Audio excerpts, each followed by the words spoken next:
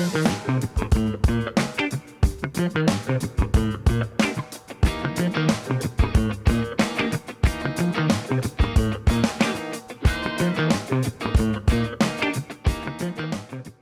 to the Second Chance Podcast. I'm Rob and I'm Viva.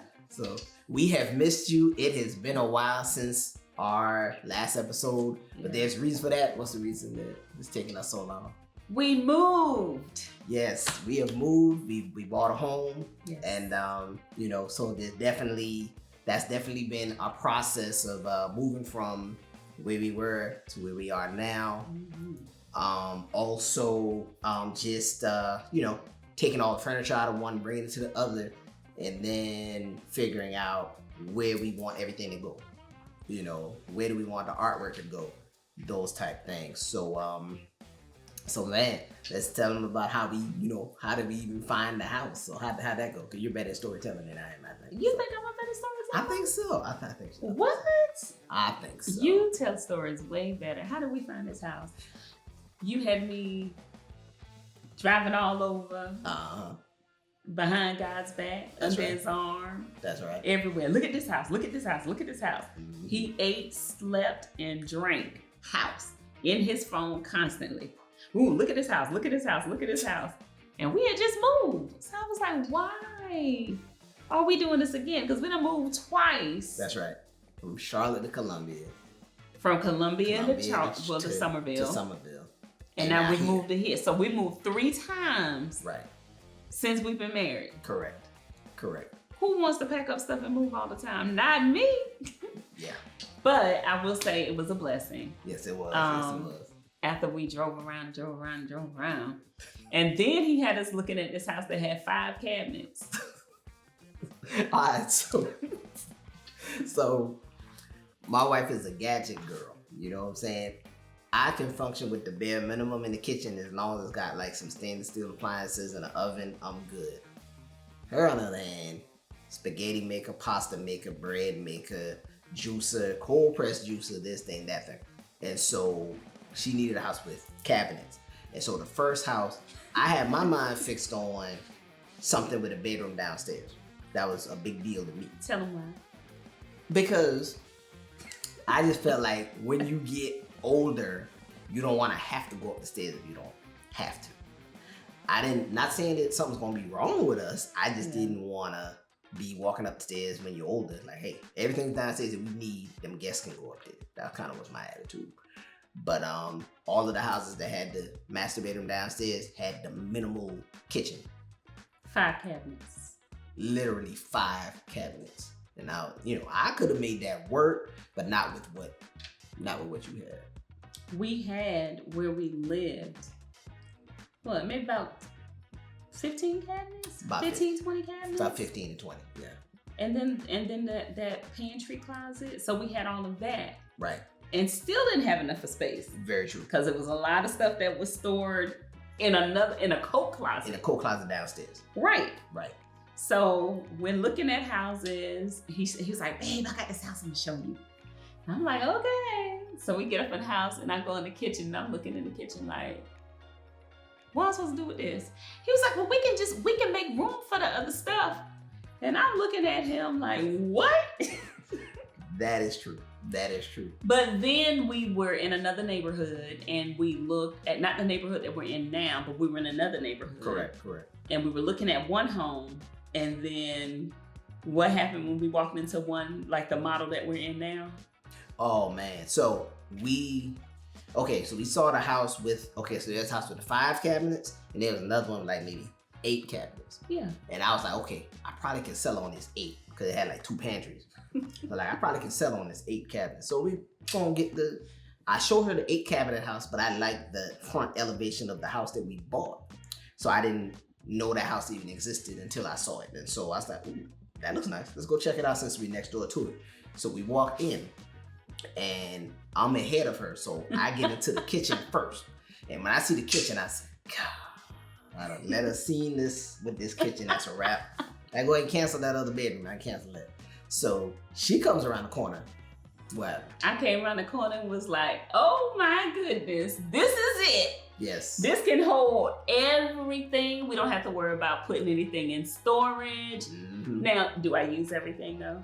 Everything. Now, I must admit, every gadget in those cabinets or in that pantry, she actually uses. They're not just sitting there collecting dust. She actually uses all of them. So can't even be mad. Not like it's collecting dust. Yeah. Yeah. So we had to settle. So when you was like, I need that bedroom downstairs, I had a solution. Yo, why? Why did she find an elevator somewhere online that they can install into the house? We got like a little nook. In this room that we're sitting in, there's a little nook that you can't see where an elevator fits perfectly. And then we had the people who built it, we like, well, hey, can it structurally hold it, handle it? And they're like, yeah. So whenever y'all decide to do it, and it comes up into like a bonus room we have upstairs. So when people get older, just go up the elevator basically. Right, and we're not getting on a chair. Yeah. And hitting the button to go up the steps. No, I don't like that either. And I think for me too, I was thinking, I mean, you know, we've all dealt with illnesses, right, whether it was us personally or in our family or whatever. Right. So I understood the concept and where you were coming right. from. I think for me, working through my healing process too, right, I was like, ain't no way in the world. I don't want to be stuck where I'm not forced to go up and down the stairs, because right. sometimes we can get lazy. Like we would never go up the stairs. That is correct. So for me, it was, and although your opinion mattered too, right? You know, right. But for me, it was like, let's know, because you're saying, what? Are we moving into the house to die? Right. So let me tell you what started this whole debacle. So when we were in Columbia, the apartment we had in Columbia, it was like a weird. It's a lot of hills in Columbia. Yeah. So we call that one the basement. It was the basement. So when you come in, oh, it was beautiful. Mm-hmm. When you come in at one level, you're technically on the second floor. Yeah. Right? And the other level, when you walk in, you're down here on the first floor, which is in the ground. So our little place was kind of in the ground, so to speak. And so you could walk into that one, you kind of went down into it like that, and it was there. Cool. We could play music. We could play music. We had the model apartment was above us, so nobody was above us. Right. And we could play stuff like neighbors. We had no neighbor on either side because we were on the end of the building and the model was above us, right? It was in the basement. So with that house, we never had to go up the stairs. We just walked right in. Now, we had one flight of stairs to get to her car, which sat in the garage, which is on that second level. So that was that. That was not traumatizing. We moved to Somerville. You find this 3-story townhouse that's amazing, beautiful. Literally, you could throw a rock and hit 2 grocery stores. They had a Harris Teeter behind us and a Publix. Yeah. So love the area. And so one night, you know, we had just got in, you know, situated in there, and I think I wanted we had some Siete potato chips. So I went downstairs to get a bag of potato chips and a bowl. And so I come upstairs, we tearing up this bag of chips. And I come downstairs and didn't turn the lights on. And we only been in the house about 3 days at that time. Man. So I fell down the stairs. The bowl went 3 different directions. And broke. And so she heard me. But I couldn't get to you. She couldn't get to me because it was leg day. We were training hard. We were in the gym. It was leg day. We doing squats and everything else. So both of us I think my legs gave away and I missed that step. So I was like, you know what? I just had to sit there in disbelief that I was on the bottom of the steps with the bowl splattered and the potato chips everywhere. And I'm like, you know what? I think we're gonna get a 1-story house. That is, I think that's what that's what did it. That makes sense. And so, you know, I was like, in my 40s, I fell down them stairs. It didn't hurt, but I was like, I don't know if, as an older person, how quick could I bounce back from that in my 60s, 70s, 80s? So I was like, you know what? Let's get something with the bedroom downstairs so that doesn't happen, right? So now I hold on to the rails every time. No falls have happened here, but I'm just saying, anytime I'm coming downstairs, I hold that rail. Like, I don't play around with it. But that elevator's gonna work. Yeah.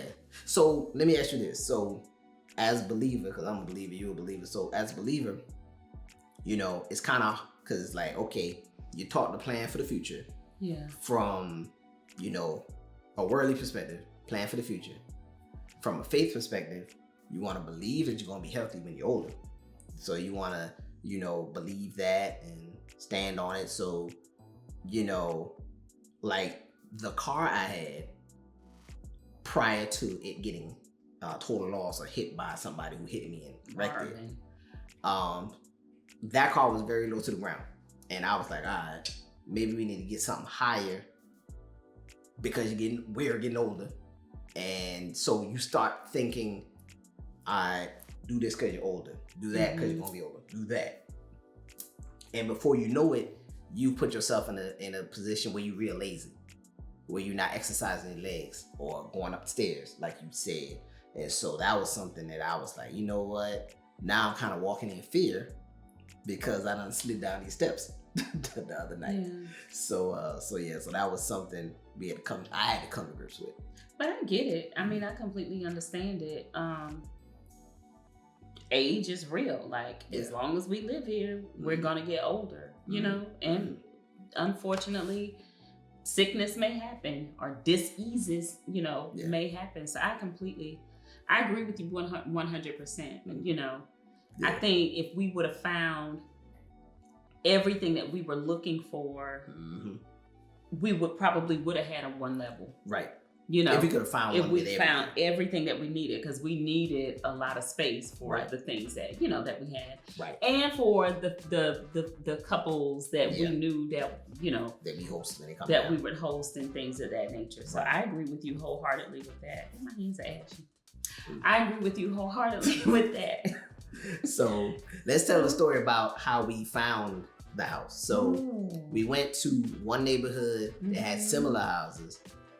But this neighborhood here has like the next level where the ceilings are taller. Yeah. And so it's got the gourmet kitchen and some other things of that nature. So we just left the gym. We had on gym clothes. That story. Yeah, might as well. Might as well. Let's go. Well. So we come in, gym clothes, right from the gym, because she took me to Fleet Feet for the first time I ever went to Fleet Feet. And so they have these shoes on, they sell the Hokas, they sell the, what are those shoes you got, Brooks? Brooks. Yeah. So she put me on Brooks. Amazing shoes. So anyway, go in there, looked at the Brooks, ordered those, came over here, like, let's check out the neighborhood across the street. So we go up in there and we, so the lady said, well, how much do you want your mortgage to be? And I said, in a perfect world, I would love for it to be this amount right here. She says, she says, oh yeah. Tell me what she said. She said, oh yeah, you can't afford to be over here. Why don't you go move to that other neighborhood over there or that other neighborhood over there? And I was like, I don't want to live in that other neighborhood over there because that traffic is stupid going in that direction, And the other one is way too far out. I already work 30 minutes from this house, so I don't want to do that. And so, you're already turned off at that point. She was very dismissive. Yeah. And then when somebody else came in the office, who did not look like us, right, like you and I, right, she was very, very kind and nice and accessible, right, to that other person who does not look like us. Very true. So, that was us just looking around, because at that point we had just moved into the townhouse that we were staying in. We had just got here. Y'all see, we just moved into the townhouse. He house hunting. But I had her looking, I was like, all right, we're going to sit in this townhouse for a year and we're going to buy something. That's what I said. And I'm very big on faith. You write it down, proclaim it. But you got to take the action steps. So the action steps was going to look at houses, right? Saving money, all those things. Working on my credit, all of that, right? So did all that. Fast forward, here it is, April 28th. Our mortgage broker calls me, said, hey, we got you pre-qualified for this amount right here. And we're at the gym again. At the gym again. Gym clothes on. Us in that gym. We at the gym again. And he's like, you pre-qualified for this amount right here. I was like, bet. I was like, you know what? I'm looking at another neighborhood. See if you can get me about another 20,000 on top of that. He called me back. Got it. Bet. So we drive. We were heading to the other neighborhood initially, and I saw that traffic. I said, nah, So we went to that same neighborhood with the same lady. They said we couldn't afford the house. So tell your part. So what had happened was when you told me we were approved. Yeah. My petty side came out, the pettiness in me, and I said, take me to that neighborhood where that lady was talking to us all kind of ways and telling us that we couldn't afford and blah, blah, blah, blah, blah, blah. And he's sitting driving the car, just looking at me, just smiling. He's not saying anything. He's quiet. And I'm like, yes, when I get there, I'm going to say this, and I'm going to tell her this, and blah, blah, blah, blah, blah. And then we going to leave because I don't want to live up in there anyway. Remember that? That's right. That's exactly what she said. Y'all, we pull up. He says, I'll be back. I'm going to the bathroom. So he goes to the bathroom in the model home. Mm-hmm. So I go in. It's the same woman who's sitting there. And she was like, hi. And I wanted to say something so bad, but I couldn't say a word. I had to be quiet. I wasn't happy about it, but I was obedient. So I had to be quiet. And so he came back from the bathroom. Yeah. No, you can tell him who told you not to. Go ahead. He came back. Well, anyway, so so we'll go there. Yeah, we can go there. So my flesh was like, yeah, I'm going to get her straight. Yada, yada, yada, yada. And so when we got there, the Lord was like, no, you're not. You're going to be quiet. I was like, I want to tell her. Tell her. But I didn't. I was very quiet. Yeah. And so you came in and you was like, yeah, we're interested in this particular plan. We saw the name of the plan in another subdivision. And same woman. We're in gym clothes. Yep. Same woman. She was like, total different experience. She was like, there's one that's available right now. Y'all can come and take a look at it. It's already ready to move in, closing for May 28th. And we were like, okay. So we came to look in. Now, we had no realtor. No realtor. We were already pre-approved for an X amount. So we had no realtor at the time. So we come in here, we're looking around, I'm looking around. And it was the higher ceilings and the gourmet kitchen. 10-foot ceilings, gourmet. Right. The kitchen in the other place just didn't have the oven and all that. The oven and everything, the double ovens in the wall. It didn't have that, but that's what we wanted. So we come up in here, Rob stands here. He says, this is the house. I said, okay. He says, he has a friend who's married to a realtor. So he says, call such and such. And I was like, well, I sent her a text. He said, no, call her. So I called her. She said, what are you doing? I said, I'm standing in our home. She said, what's the address? I told her the address. Her and her husband immediately come over. So she has the conversation with the manager at the front office. Mm-hmm. They run numbers with each other. We were already pre-approved. Mm-hmm. The woman at the front office wanted us to use the builder. Yeah, use their land. So now the builder and our loan officer are fighting for us. Right.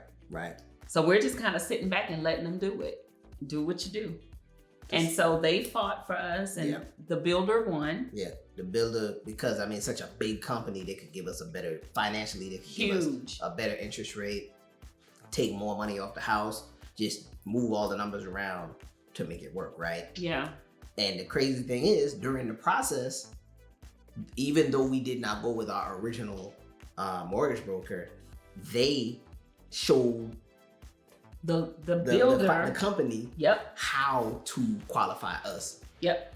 Based on certain criteria. They were like, such and such. The website says this. Well, that's not what the law says. And they were able to go back and forth. So they even fought for us, even though we did not spend money with them. Yeah. So I gotta give a hats off to them for that. Yeah, they were amazing. They were amazing. They were absolutely amazing. Yeah, because they could have been like, y'all ain't use us. Yeah. They could have really did that, and they didn't. Yeah. So everything fell into place. So we looked at this home on April 28th. Right. We went through underwriting for 30 days. Yep. May 28th, we signed. We got the keys. We got the key. Closing, May 28th. That's right. Now let me tell y'all something. This way, okay, so we done put that whole, this is the beginning of it out there. Now we can really talk about the nitty gritty. Yeah.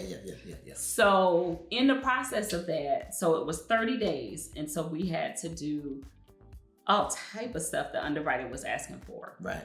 Because I'm a business owner, I had to do business taxes for multiple years, personal taxes, multiple years. They want to see that I actually earn the money we say we earn. Then they want to see bank accounts that match it. Then they want to see, all right, how long has it been sitting in there to make sure I didn't get it from somebody else. Yeah. So it was a lot of jumping through hoops. Now with her, being that she's W-2, even though she does have a business, she got a W-2, which is a little more stable in the eyes of a lender. You know, so yeah. Yeah, the thing that I will say with that entire experience, if you're in the process of buying a home, if you don't have one of the things that I learned in this process with the underwriting, everything that they asked for in the beginning, I literally created a folder on my computer for that. And because they kept asking for the same thing over and over again. Yeah. So it was easy for me just to click and send. Like, do not get aggravated. Do not lose faith. Do not give up. Because the underwriter even wanted us to write a letter as to why he lived at a college address. Yeah. And why I lived at another address 30 years ago. Yeah. I was in college in 96, and they wanted to know, what is this address, and why did you have 4 different addresses from 1996 to 2000? Yeah. Freshman year dorm, sophomore year dorm, junior year moved off campus, senior year I was off campus. Yeah. That's 4 addresses. I mean, that's kind of self-explanatory. And so you have to provide it though. So here we are in the process of, we're in underwriting. They're asking for a lot of information. We're eyeballing each other every now and then. There were a lot of days that I had to rely and live off of his faith. That's right. And then there was there was that one time. Oh yeah, the week before closing, they came to me with some. Can you come up with this sum of money? Yep. Because we need you to pay down this credit card and this credit card. And literally, it's like every week I was paying down something else. I'm like, yo, y'all kind of like, y'all almost dipping into money I got to give y'all at this point. Yeah. Like, come on now. I mean, every time this going to be it. When I pay this, this should be it. Pay it. Oh yeah, we need you to pay that and pay this. And so that was the one time I was about to like second guess. I was all in faith all the way up until that last moment. And I said, you know what, maybe we should just kind of revisit this later. And that's when you then my faith kicked in. Your faith kicked in, because I carried us the early part. You did. You carried us all. I carried us all the way until that last week. Because it was closing on a Wednesday. Yep. And like Friday, they were asking me for some ridiculous amount of money. Yep. On Friday, I'm like, come on, man. So at that point, I was like, yo, I don't know. That was the only time I ever had some doubt. But then the Lord had a ram in the bush. Yep, and came up with it. And we did everything that we needed to do. But how do you feel? So here's my question for you. Like, we're sharing the part of the process. How do you feel like it affected us in our marriage? Or just our relationship in general? Like, were there some days that you were like, how do you feel like it affected us? I think the home buying process was not that difficult. Mm-hmm. What was difficult was the moving process, and I got hyper fixated on getting everything from over there to over here. Mm-hmm. Because of the 3-story townhouse, the up and down 2 flights of stairs in that, and then up 1 flight of stairs in this one. There's a lot of I was tired, frustrated. And so in that process, one day she called about, she was just calling, just checking on me, because at that point, I think I had about 25 trash bags full of clothing on hangers in the back seat of the car, in the trunk, and everything else. And so I was like, all right. So I took it over here, down 2 flights of stairs to the car trunk, back up 2 flights of stairs, back down, up, down, up, down, up, down, until I got 25 bags. All right. So tired, frustrated. Now we gotta come here, go up a flight and down and up and down and up and down. So with all that being said, she called, hey, you know, what you doing? I snapped at her. I was, you know, looking back, I was definitely wrong. And I noticed I was wrong as soon as I heard myself. She was like, well, where you at? I'm doing something with the clothes. And I heard her pause for a minute. And she said to me, what did you remind me of? You said that. I said, you do know we're a team, right? Yeah. Yeah. And so I think we both have the gift of, if the other person's on 10, we kind of know, stay here. So, and not match the energy, because then it can become a back and forth. So if she's on 10, I usually stay here. Yeah. If I'm on 10, she's here. You know what I'm saying? But I can honestly say we don't argue, we don't do none of that. So I think that process was the moving the furniture back and forth, because we had just signed the lease to renew the lease where we were. We didn't think we didn't know we were gonna see the house April 28th. Yeah. Because we had just renewed the doggone other lease. We renewed it the beginning part of April. So we didn't know. So at that point, we had 2 more months of rent to deal with over there while living here. Yep. So I think that was probably the most stressful part, because now you got mortgage and rent. So do you feel like your stress came from the financial part of it? Or do you feel like that's what it is for, and not to put like different sexes on it, like men do this and women do that, but I'm saying like, where do you feel like in this entire process, like where do you feel like the most part of your stress came from?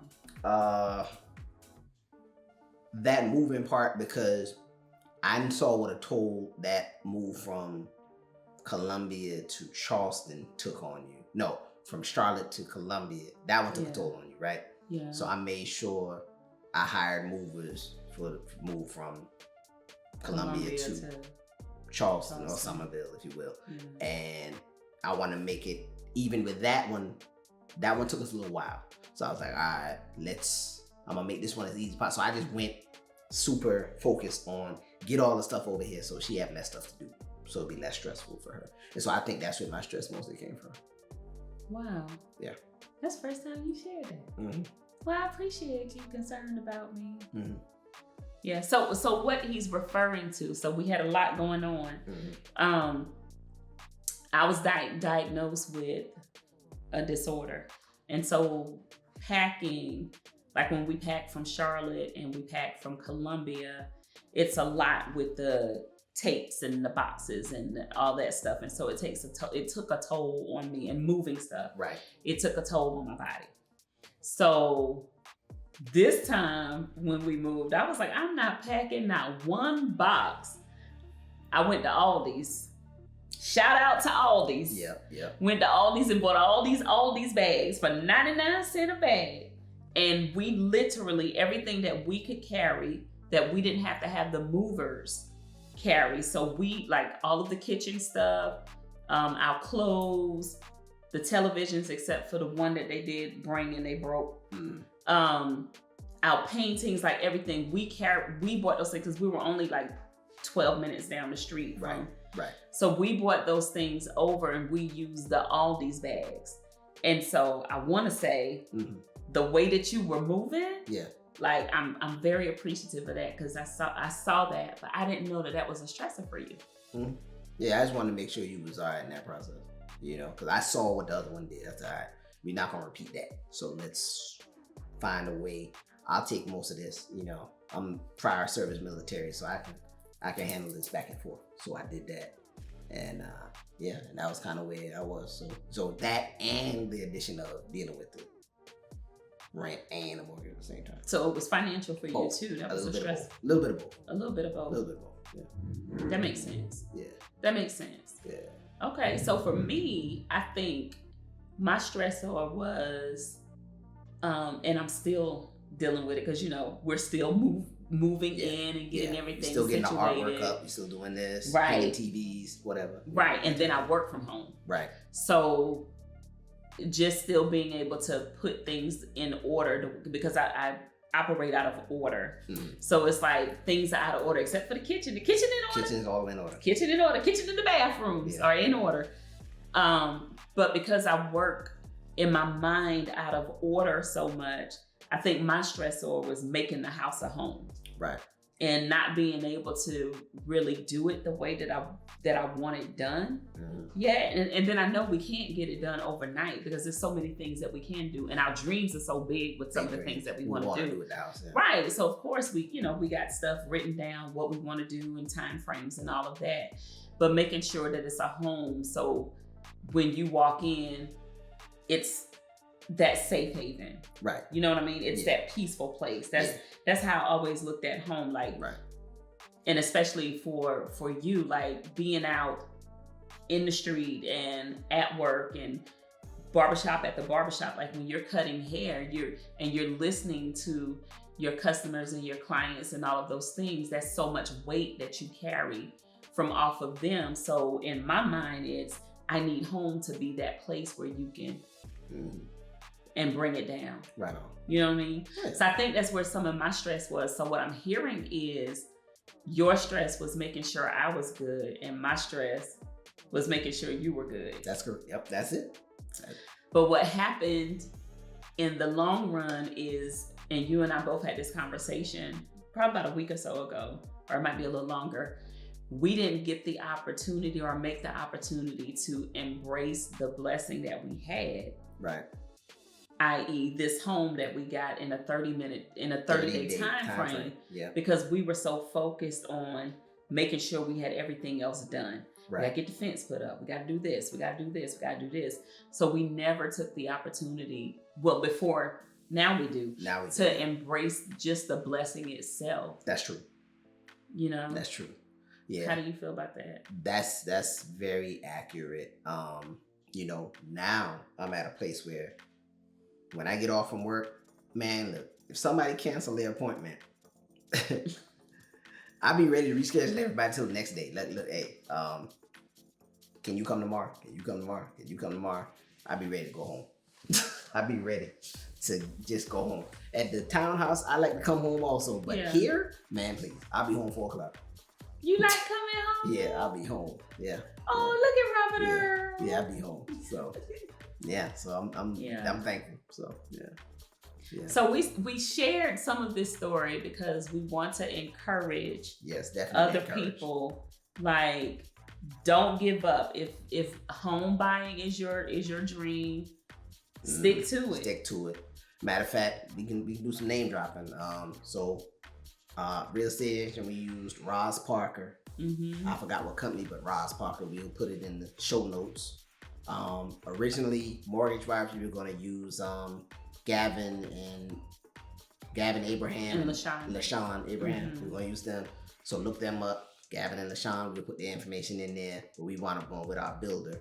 But we still want to put their name out there because they helped get the deal closed, even though we didn't go with them. Yeah. So you know what I'm saying. And the other guy we were going to use was oh man, his name ain't even coming to me right now. Wilmont Berry. Yeah. He happened to be out of town that week, so that's why we want to go with the other realtor that we used because he was out of the country at that time. So we just want to put those names out there, but it's definitely been an experience, and yeah. So anything else you want to add before we wrap this episode up? No, what you got?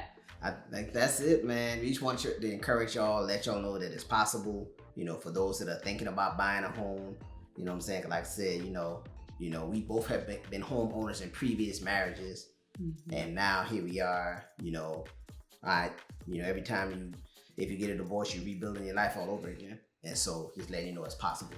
So, yeah. All right, that's it. Until the next episode. Yeah. Until the next episode.